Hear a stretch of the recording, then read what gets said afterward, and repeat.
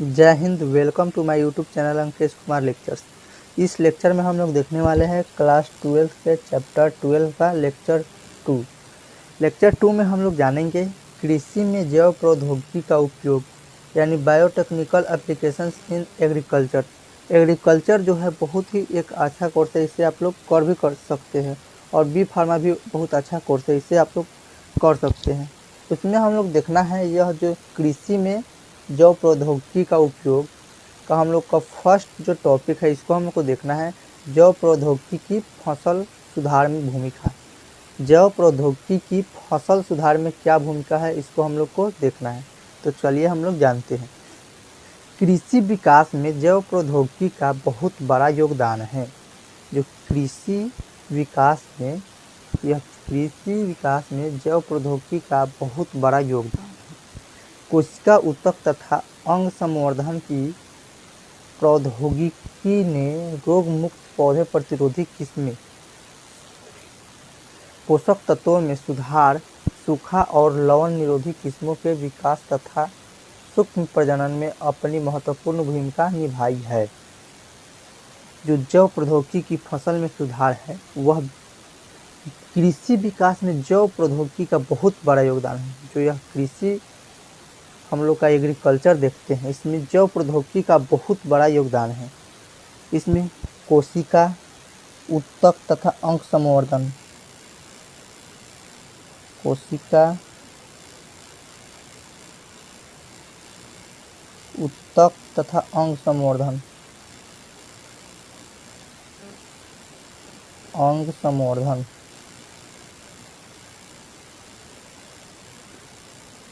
कोशिका ऊतक तथा अंग संवर्धन की प्रौद्योगिकी ने रोग मुक्त पौधे प्रतिरोधी किस्में, पोषक तत्वों में सुधार, सूखा और लवण निरोधी किस्मों के विकास तथा सूक्ष्म प्रजनन में अपनी महत्वपूर्ण भूमिका निभाई है। जो कृषि है, एग्रीकल्चर है, वह पोषक तत्वों में सुधार का बहुत बड़ा योगदान निभाया है। सूखा और लवण निरोधी किस्मों के विकास तथा सूक्ष्म प्रजनन में अपनी बहुत महत्वपूर्ण भूमिका निभाया है। उसके आगे हम लोग देखते हैं जैव में, यानी जैव प्रौद्योगिकी का प्रयोग कर उच्च पैदावार वाली किस्में, जो जैव प्रौद्योगिकी है उसका प्रयोग कर हम लोग उच्च पैदावार वाली किस्में बायो फर्टिलाइजर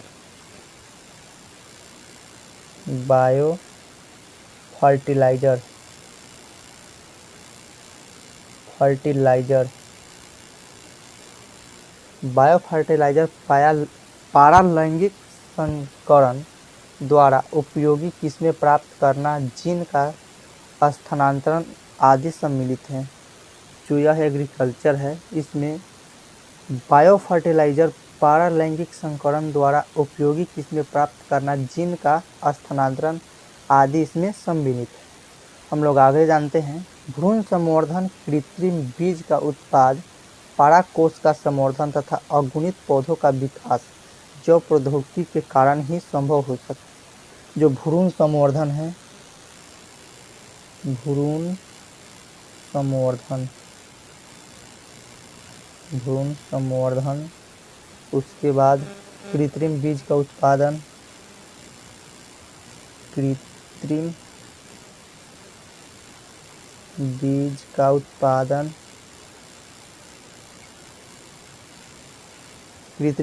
उत्पादन, परागकोश तथा संवर्धन तथा अगुणित पौधों का विकास जैव प्रौद्योगिकी के कारण ही संभव हो सका।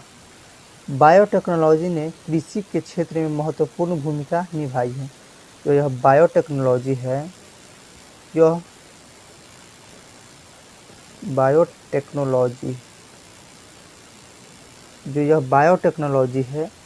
यह कृषि के क्षेत्र में बहुत बड़ा भूमिका निभाया है। चलिए अब हम लोग जानते हैं, इसके एक एक पॉइंट करके हम लोग देखते हैं कि यह कौन कौन से बहुत सारा जो है महत्वपूर्ण भूमिका निभाया, उसको हम लोग जानते हैं। तो पहला हम लोग का है रोग मुक्त पौधों का उत्पादन। तो इसको जानते हैं। जो पौधे वर्धी जनन एवं कायिक जनन द्वारा अपनी संख्या बढ़ाते हैं, उसमें वायरस तथा अन्य रोग मातृ पौधे से बने अन्य पौधों में स्थानांतरित होती रहती है। जो पौधे वर्धी जनन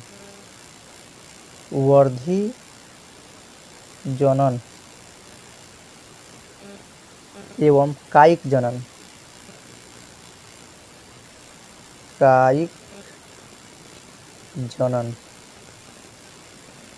देखिए आलू ये सब है जो उसमें कायिक जनन होता है। जो पौधे वर्धी जनन एवं कायिक जनन द्वारा अपनी संख्या बढ़ाते हैं उसमें वायरस तथा अन्य रोग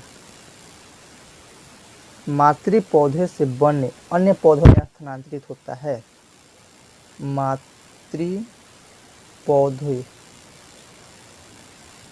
मातृ पौधे से बने अन्य पौधों में स्थानांतरित होती रहती है। चलिए हम लोग देखते हैं अगला है जो है पॉइंट नंबर 2 है रोग प्रतिरोधी पौधों का उत्पादन। तो चलिए हम लोग इसको जानते हैं कि यह क्या होता है। यह उत्तक संवर्धन के व्यवहारिक उपयोग का एक अच्छा उदाहरण है। यह जो रोग प्रतिरोधी पौधों का उत्पाद है वह उत्तक संवर्धन के व्यवहारिक उपयोग का एक अच्छा उदाहरण है। उत्तक संवर्धन का व्यवहारिक उपयोग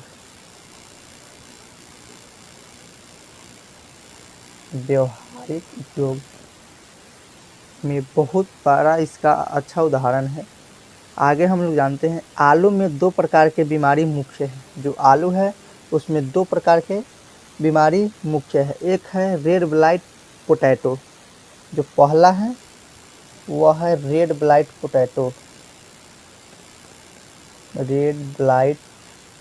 पोटैटो।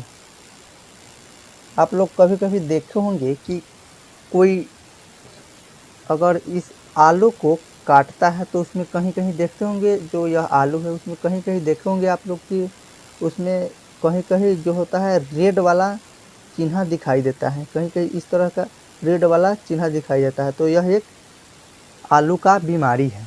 क्या है? यह एक आलू का बीमारी है। जो रेड ब्लाइट पोटैटो है वह फाइटोफोरा इन्फेस्टोन्स से होता है। यह बीमारी जो यह रेड ब्लाइट पोटैटो वह किस वायरस के या बैक्टीरिया के कारण होता है? वह फाइटोफोरा इन्फेस्टोन्स के द्वारा होता है। उसके बाद आता है इसका दूसरा जो बीमारी है वह है, दूसरा बीमारी इसका है ईयरली ब्लाइट पोटैटो। क्या? ईयरली ब्लाइट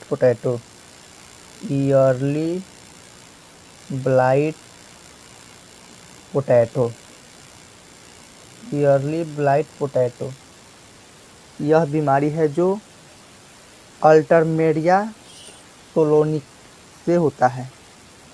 जो ईयरली ब्लाइट पोटैटो है वह अल्टरमेरिया सोलोनी एक जो वायरस है उसके कारण होता है।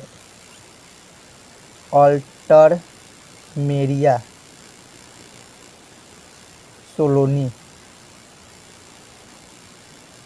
वायरस या बैक्टीरिया के कारण होता है। तो चलिए अब हम लोग देखते हैं हम लोग का अगला हम लोग का जो क्वेश्चन है पॉइंट नंबर 3। तो पॉइंट नंबर 3 है लवण तथा सूखा सहन करने वाली किस्मों का उत्पादन। जो लवण तथा सूखा सहन कर सकता है उस किस्मों का हम लोग का उत्पादन देखना है। तो चलिए हम लोग देख लेते हैं।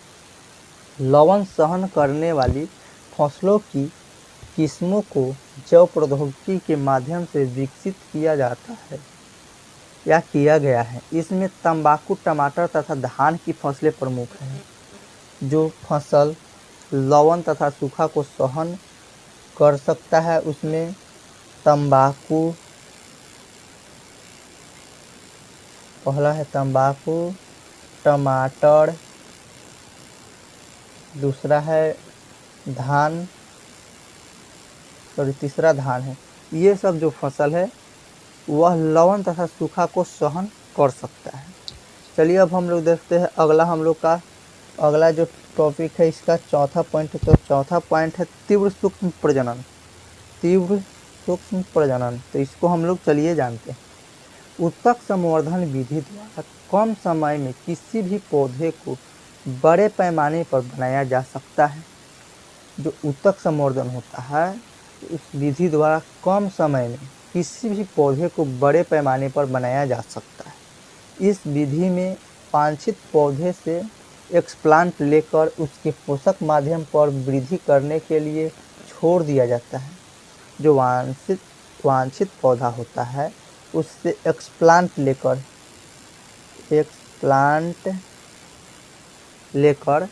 उसके पोषक माध्यम पर वृद्धि करने के लिए छोड़ दिया जाता है।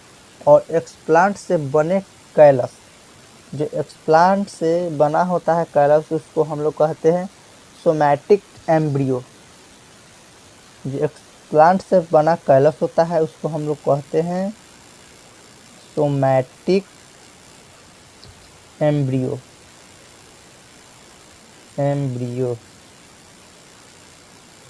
सोमैटिक एम्ब्रियो हम लोग उसको कहते हैं।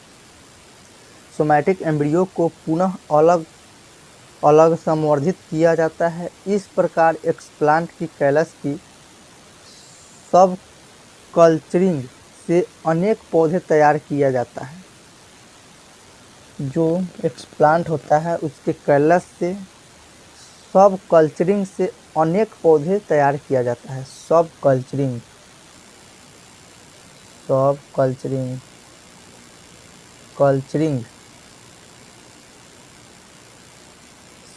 कल्चरिंग होता है, उससे अनेक पौधे तैयार किया जाता है।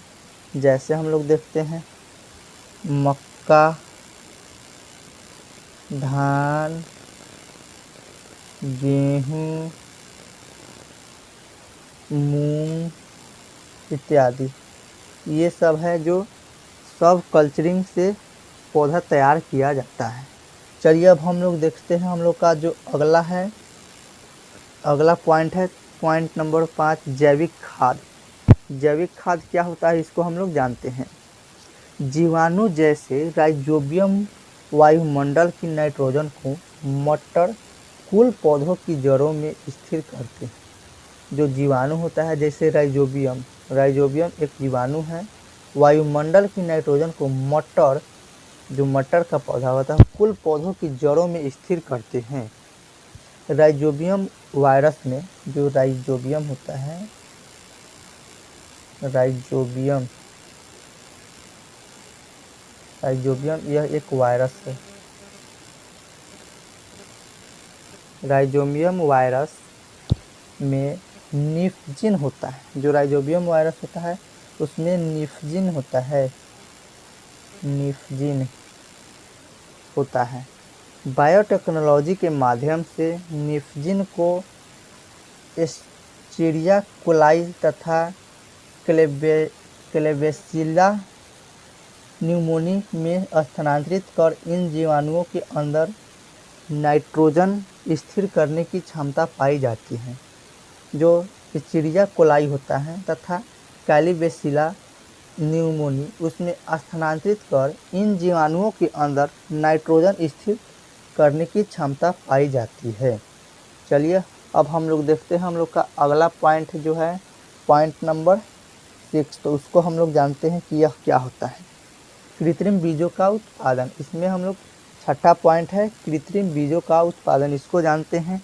तो कृत्रिम बीजों का उत्पादन क्या होता है इसको देख लेते हैं।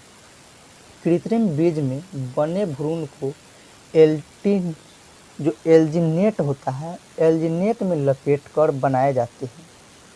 कृत्रिम बीज में बने भ्रूण को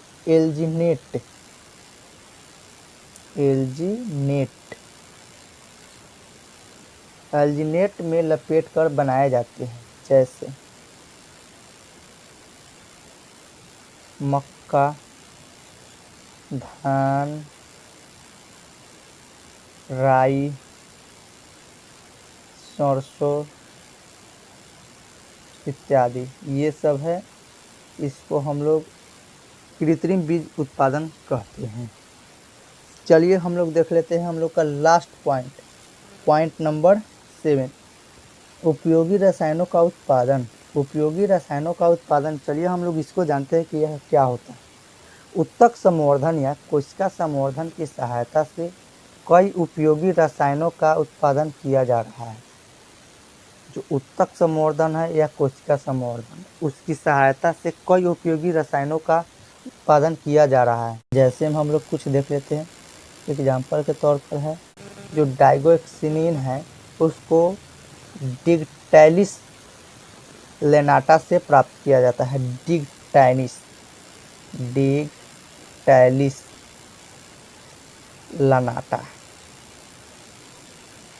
लेनाटा से प्राप्त किया जाता है। तो हेलो दोस्तों, हम लोग का यह वीडियो हम लोग का हुआ समाप्त। अब हम लोग देखेंगे अगले वीडियो में आनुवंशिकता रूपांतरित जीव। इस वीडियो में हम लोग देखे हैं बहुत सारे टॉपिक जो हम लोग अब अगले वीडियो में देखेंगे आनुवंशिकता रूपांतरित जीव। तो दोस्तों, अगर मेरे चैनल पर नए हैं तो मेरे चैनल को सब्सक्राइब कर